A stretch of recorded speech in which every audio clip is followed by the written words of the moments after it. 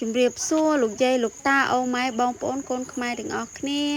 ថ្ងៃនេះបានមកជួបនឹងអាវុធអ៊ុយក្រែនទៀតហើយបងប្អូនបែកគ្នាមួយរយៈយូរហើយមួយខែពីរខែហើយបងប្អូននេសាទតែរវល់ការងារផ្ទះកាពេកកប៉ុករវល់អត់លុយបើថារវល់មានលុយវិញមិនបាច់និយាយទេបងប្អូនមានឡានជិះគេហើយ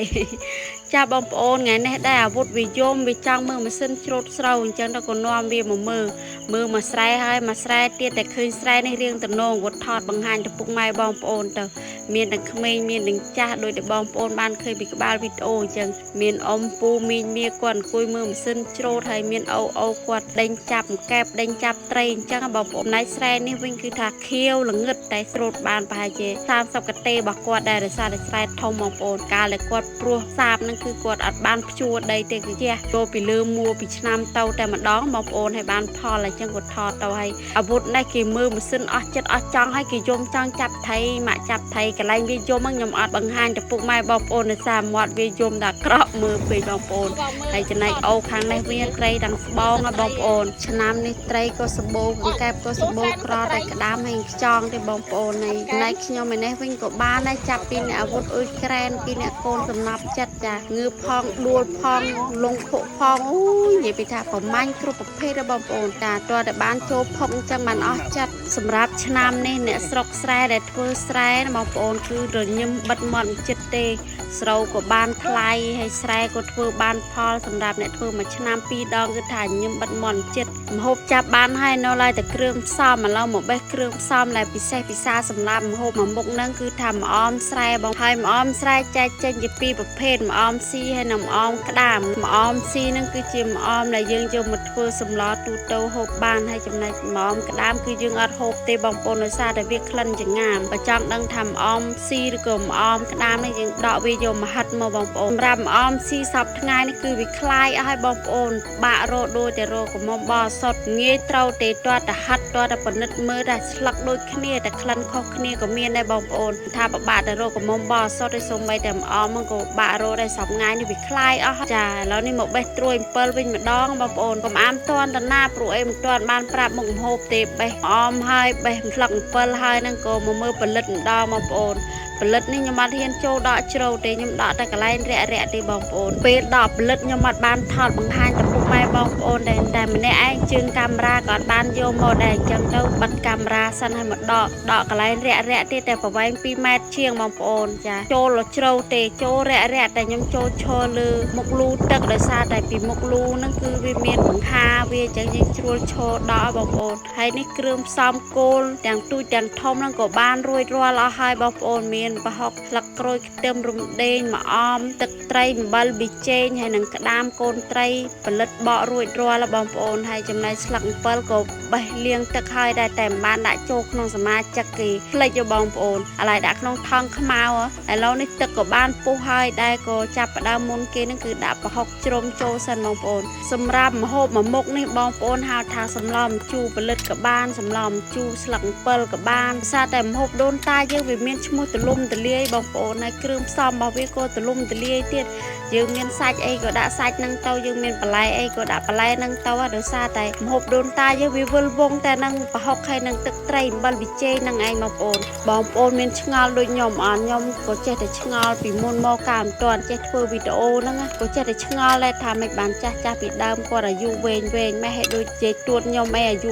107ឆ្នាំមិនគាត់ស្លាប់បងប្អូនគាត់ទើបស្លាប់បាន2ឆ្នាំទេអាយុគាត់វែងមែនតើហើយដូចយាយរាល់ថ្ងៃនៅជុំវិញផ្ទះដែលត្រូវជាសាច់ញាតិដែរអាយុគាត់ច្រើនណាស់ណាបងប្អូន70 80 90គាត់អត់មានតន្តនាទេសុខភាពគាត់នៅភើងនៅអាឡោះភិលអញ្ចឹងណាបងប្អូនដោយសារតែគាត់ហូបតែសម្លបែបដូនតានេះឯងបងប្អូនសម្លដែលគ្មានជាតិខ្លាញ់ជាតិស្ករបងតែប្រហុកបងតែអំបិលប៊ីចេងទឹកត្រីនិងបន្លែធម្មជាតិជុំវិញផ្ទះហ្នឹងណាបងប្អូនចាក៏បន្លែតែរៀបរាប់វែងឆ្ងាយឡើយអាវុធអ៊ុយក្រែនកំពុងតែចាំហូបបងប្អូនទស្សនាអាវុធអ៊ុយក្រែនហូបបង្ហាញទៅពុកម៉ែបងប្អូនទាំងអស់គ្នាហូបមួយមុខនេះគេហូបមានក្តីសុខណាស់បងប្អូនអញ្ចឹងទៅក៏នីតិរៀងវែងតិចទេបងប្អូនដោយសារតែឃើញកូនវាហូបទៅតំណងហូបទៅឆ្ងាញ់អញ្ចឹងទៅក៏ឈរជើងកាមេរ៉ាឲ្យវាហូបឲ្យខ្ញុំទៅធ្វើកិច្ចការងាររបស់ខ្ញុំផ្សេងទៀតអញ្ចឹងណាបងប្អូនហើយមានឡាព្រាមានសមណាមកទិញឲ្យកូននៅហាងកំប៉ុនណា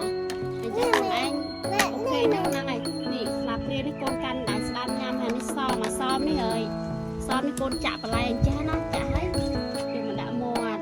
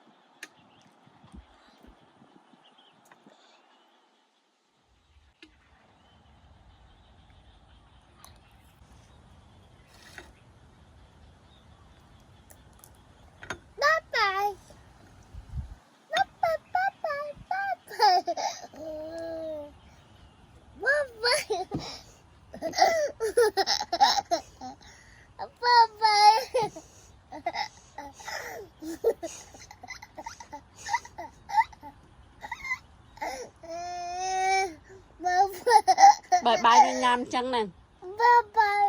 bài bài được bài bài chụp nhầm thì cô này bài bài lục dây lục tát đấy cô đây là nhầm bài là má bài bài sữa búa còn cà lemไปcon một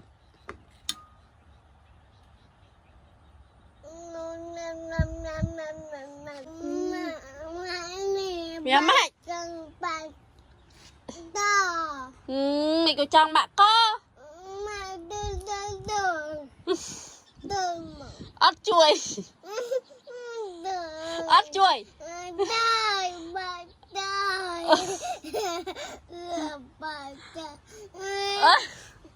ớt thằng gọt trăng mày chưa